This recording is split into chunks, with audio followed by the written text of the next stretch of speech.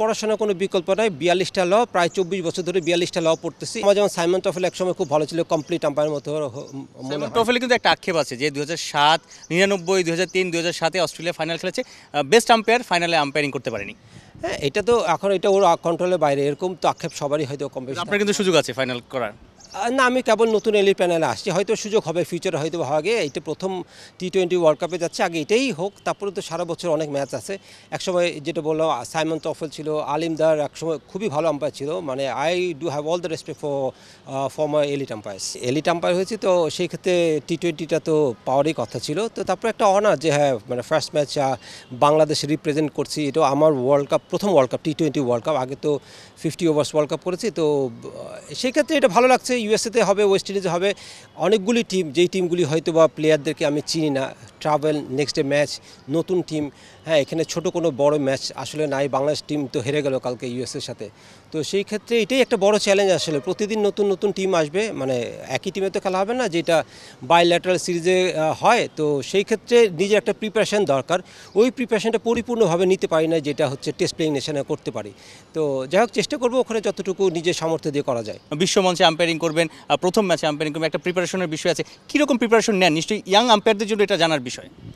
না, আমরা জানি যে প্রিপারেশন ইজ কিং। যেমন ধরেন আসলে আম্পায়ারিং, আমাদের যে প্রিপারেশনটা সেটা হয়তো আপনারা দেখতে পান না, সেটা হচ্ছে ফিজিক্যাল, মেন্টাল একটা প্রিপারেশন থাকে, আমাদের অনেক বেশি ভিজুয়ালাইজ করতে হয়। আমি আমার প্রিপারেশনে বলতে পারি যে আমাদের হিউজ পড়াশোনা করতে হয়, এটা হয়তো অনেকে জানে না। আম্পায়ার যে মাঠে কাজ করে, কিন্তু লর প্লেইং কন্ডিশনে অনেক বেশি ইমপ্লিকেশনস আছে, স্পেশালি ইন্টারন্যাশনাল ম্যাচে যখন টেলিভাইজ গেম হয়। প্লাস আমাদের ফিজিক্যাল ফিটনেস রাখতে হয়, যেটা হচ্ছে আমাদের ওই যে বললাম যে প্লেয়াররা যেমন প্রতিটা বোলারকে অ্যাসেস করে, আমাদেরও কিন্তু প্রতিটা বোলারের বোলিং জানতে হয়, ব্যাটসম্যানের ব্যাটিং টেকনিক জানতে হয়, তাহলে কি আম্পায়ারিংটি একটু ইজি হয়।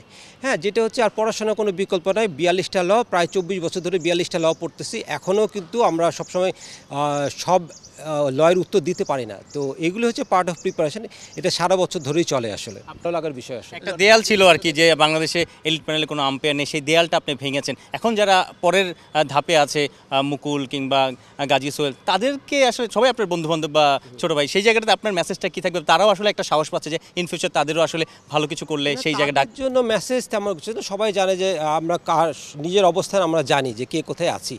তো যে কেউ যে কোনো সময় যদি ভালো করে তাহলে আসতে পারে। আম্পায়ারিং কিন্তু আসলে একটা দুইটা ম্যাচ দিয়ে বা একটা দুইটা টুর্নামেন্ট ভালো করলে কিন্তু একটা ভালো আম্পায়ার জাজ করা যায় না। Over the period of time আপনি কতটুকু সাস্টেইন করছেন, আপনি কতটুকু কনসিস্টেন্ট পারফর্ম করছেন, হ্যাঁ, সেটা হচ্ছে খুব ইম্পর্ট্যান্ট। এখন আম্পায়ারিং আমরা যেটা দেখে আসছি সেটা হচ্ছে ফিল্ডে আম্পায়ারিং দেখে আসছি, কিন্তু আসলে এখন টিভি আম্পায়ারিং একটা খুব ইম্পর্ট্যান্ট পার্ট হয়ে গেছে আর কি।